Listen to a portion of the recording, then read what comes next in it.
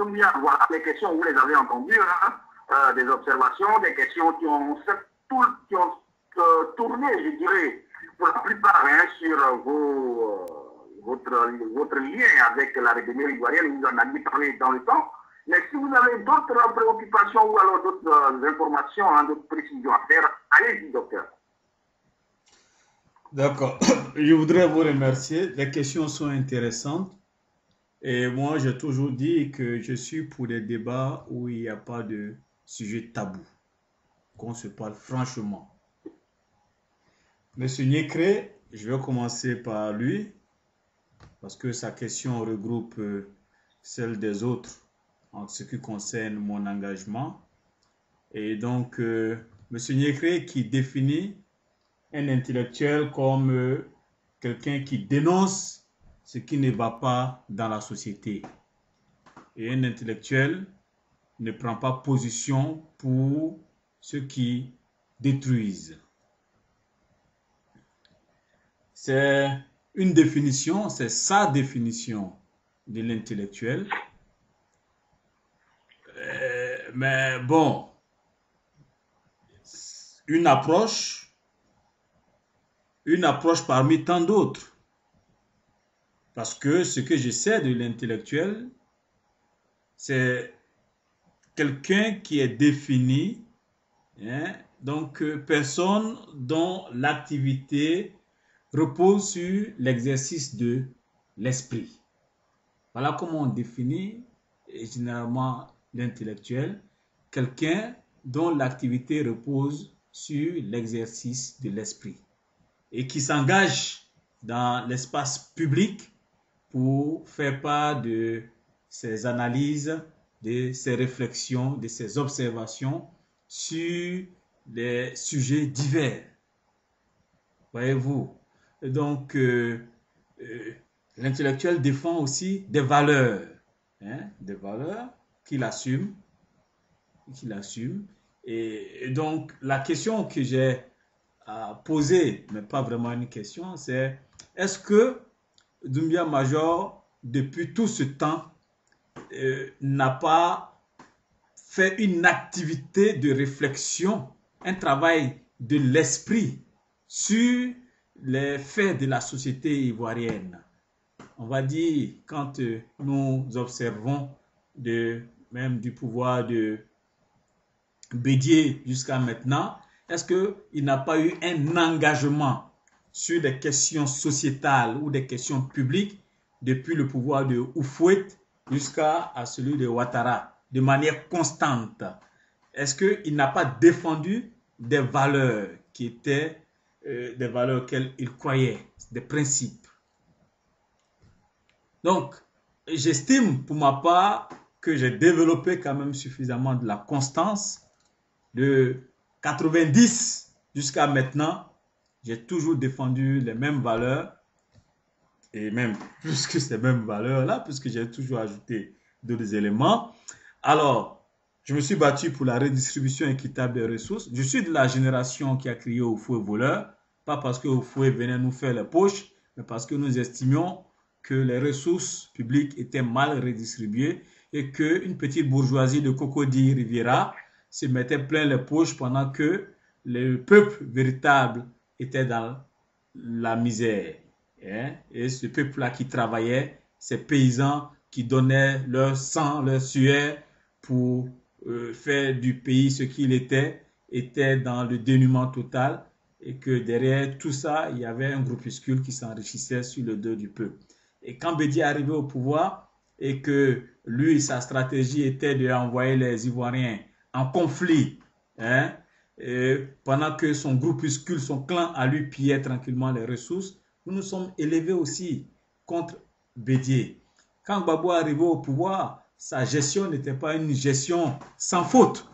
Nous avons critiqué la gestion de Gbagbo et sa stratégie même de prise de pouvoir qui était la conséquence, sinon le reste de ce que Bédié avait laissé dans le discours ivoiritaire, hein, quand il a mis en place ce qu'il a appelé son front patriotique à l'Aïtassi où les Fologo et autres se sont réunis, se sont retrouvés les Brogrébé et consorts pour tenir, pour reprendre le discours avec lequel Bédié avait chauffé à blanc une partie de la population en présentant Ouattara comme étranger et en développant dans le même temps le discours de la préférence nationale.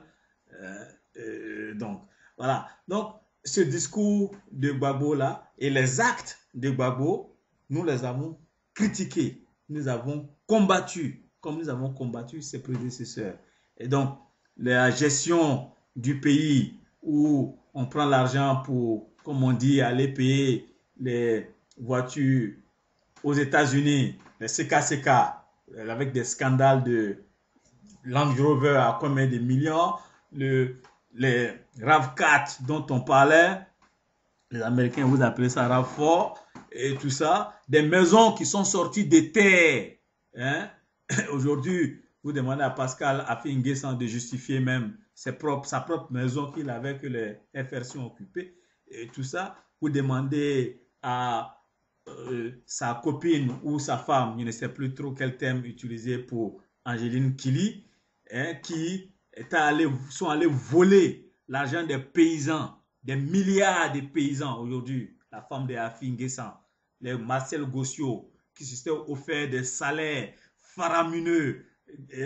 Et donc, tout ça, nous avons critiqué. Ce n'est pas l'argent de Marcel Gossio ni l'argent de Gbagbo. C'était nos biens. Et le bien public à tous. Pendant ce temps, certains allaient soigner leurs dents au Maroc. Les hôpitaux étaient vides ici derrière nous. Bon, voyez-vous, donc il y a eu toutes ces situations que nous avons critiquées. Il ne faut pas faire croire aux gens que Gbagbo, c'était la propriété et que ceux qui ont critiqué Gbagbo se sont mis du côté. C'était des gens du mal. Non, Gbagbo n'était pas le bien incarné qu'il fallait présenter l'immaculé sans faute. Donc il faut être quand même raisonnable. Quand on parle de bien et de mal, ceux qui sont du côté du bien et du mal, Gbagbo n'était pas propre. Moi, j'ai fait l'exil.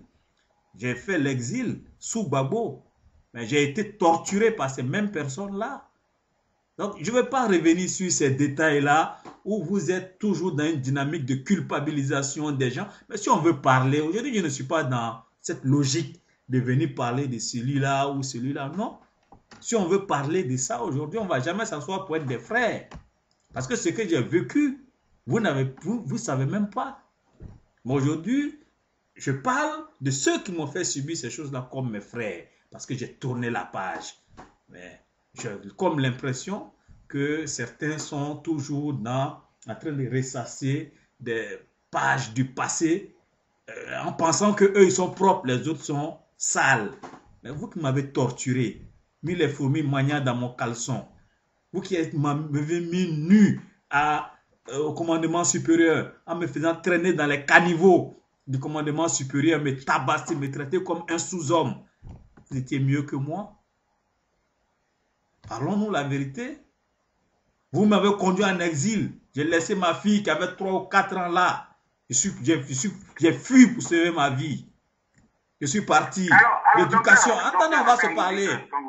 Non, on va se parler la vérité au moins une fois dans ce pays. Voyez-vous. Donc, non, je vais vous parler. Alors, quand je vais... Non, puisqu'on est en train de parler de moi. On vous comprend aisément tout ce que vous avez dit. Quand vous parlez de vous, on ne sait pas à qui vous vous adressez. Mais la question simple, soyez beaucoup plus... Je vais rentrer, mais il faut situer les choses. Parce que la question est présentée... Avec les rebelles. Oui, monsieur, j'ai eu des accointances. Non, je ne devrais pas subir du côté de Monsieur Boisbré. Vous l'avez fait. Monsieur Boisbré. Puis aujourd'hui, vous êtes en train de traiter Blaise Compaoré de dictateur et de dire est-ce que c'est aujourd'hui que vous voyez tout cela. Non, monsieur Boisbré, je vais terminer. Bon, j'avais déjà commencé à répondre à ça, mais ajoutez ce que vous pouvez ajouter. Voilà. Alors, donc, il y a eu toutes ces questions qui, moi, m'ont amené en exil. Et ceux qui sont présentés ou qu'on a voulu présenter comme les victimes ne sont pas innocents dans mon exil. Parce qu'il s'agit de moi et de mes prises de position. C'est ça il s'agit. Ils ne sont pas innocents. Ce que j'ai subi, c'est l'enfer de leur part. ce que certaines personnes en Côte d'Ivoire ont subi dans les camps de police où des femmes ont été violées, c'est l'enfer.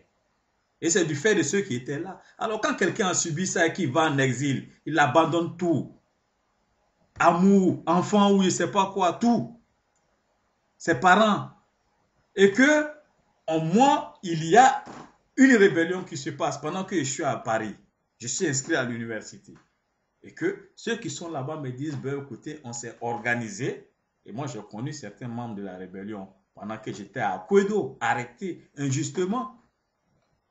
Voilà, ce n'est pas mes amis. Je n'ai jamais eu d'amis militaires par le passé. C'est parce qu'on m'a traité d'une certaine façon, je me suis retrouvé dans des camps militaires. Alors, me disent, voilà, écoute, Doumbia, c'est nous qui sommes là, nous sommes en train de nous battre, comme on dit, contre ceux qui te maintiennent en exil. Aide-nous intellectuellement. Voici les raisons pour lesquelles nous nous battons. Nous voulons une justice, nous voulons telle raison. Mais écoutez, si des gens se battent, ils sont dans une insurrection populaire contre un régime avec des questions, des valeurs qui sont définies clairement et que je me retrouve dans ces valeurs et que de par leur action, je peux retrouver la patrie. Je peux rentrer chez moi un jour. Vous pensez que je vais cracher dessus parce que c'est M. Gbagbo qui est là? Mais quand on me tabassait à l'école de gendarmerie, Gbagbo, il était là, il a fait quelle déclaration pour dire non, lui là, c'est pas un animal. Quand Bleu Goudé partait m'assister au camp de commandement supérieur pendant qu'on est en train de me torturer et qu'on me mettait nu devant lui, quelle déclaration il a fait pour dire lui là, c'est pas un animal, c'est un humain comme moi? Il s'en délectait. Alors, quand il s'agit de vous, il faut que tout le monde pleure. Mais quand c'est les autres, vous ne vous en foutez. Soyons sérieux pour une fois dans ce pays. Regardons-nous en face et puis parlons-nous. Vous n'êtes pas les seuls humains. Bref, donc, nous avons soutenu une action de personnes qui nous ont dit qu'elles défendaient un certain nombre de valeurs. À partir du moment où nous ne nous sommes plus retrouvés dans ces valeurs, nous avons dit, ce qu'ils sont en train de faire là, ce n'est pas ce qu'ils m'ont dit qu'ils allaient faire.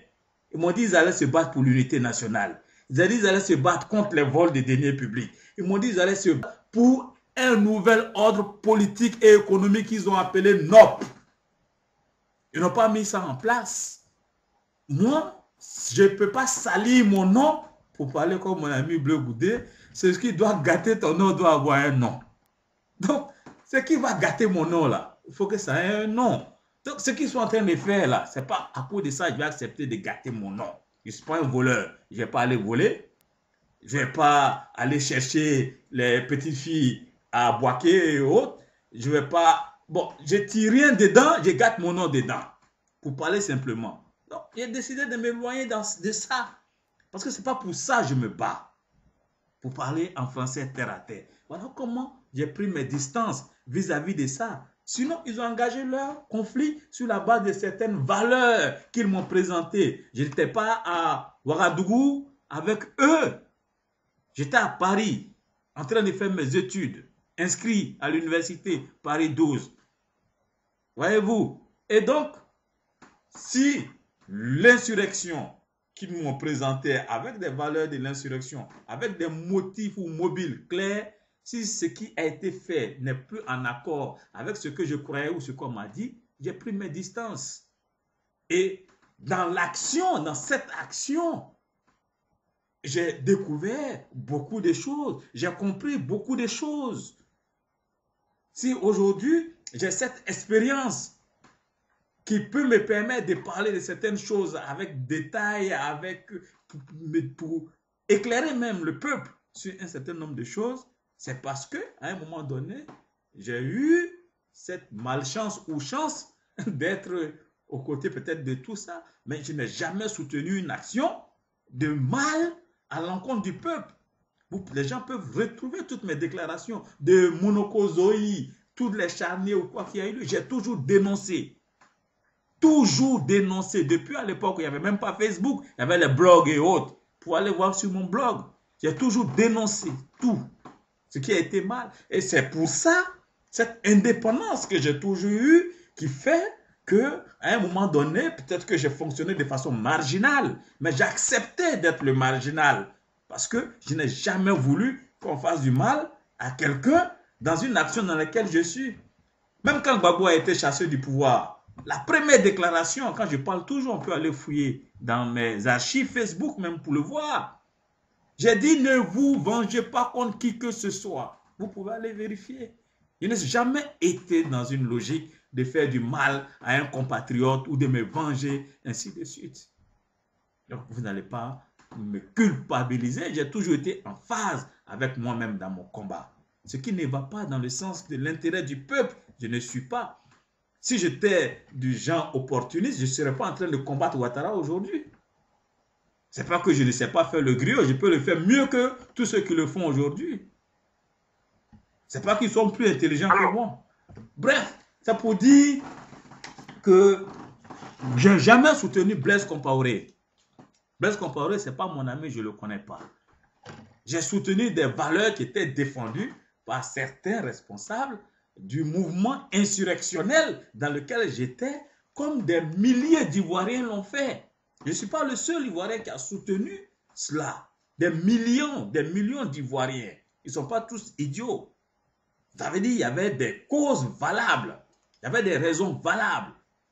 Et les gens qui ont été combattus n'étaient pas aussi propres qu'on le croyait. Après, on peut discuter de méthode choisie. Mais cette méthode, ce n'est pas moi qui l'ai choisie. Il était mieux pour moi même d'être là pour l'accompagner et de dire aux gens, ça, on ne le fait pas. Éviter ça pour éviter des morts, pour éviter des bavures, pour éviter qu'on aille torturer ou violer tel ou tel, parce qu'on était quand même une certaine valeur, une certaine censure morale dans ces affaires.